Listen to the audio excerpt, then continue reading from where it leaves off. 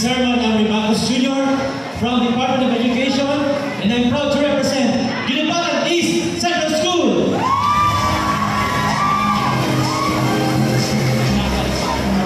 Good evening, ladies and gentlemen. I'm Patrolman Nolericon, representing PNP Ginubatan MPS!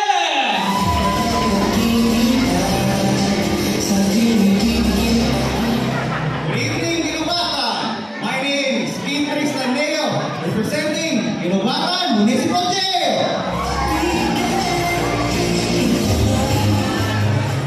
Diyos na rin na bang Ginubatan, this is Sergeant John Fernando Balbino, representing the SPCMT class of Ginubatan and the Philippine Air Force Reserve.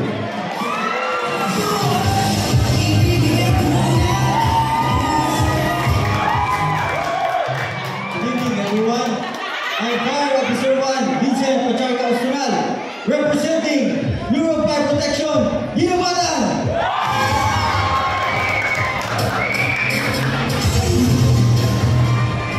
Good evening, everyone.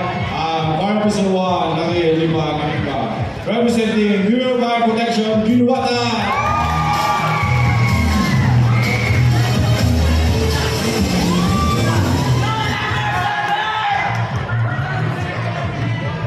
This is more Kenneth the Senior Olagre, 23, proud and honored to represent PLT College of Ginubatan Incorporated.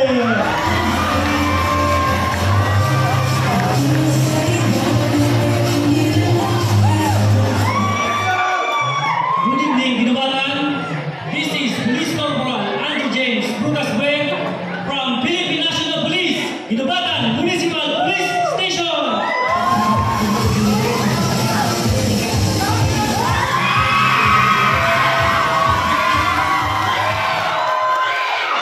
Hello, Ginubatan!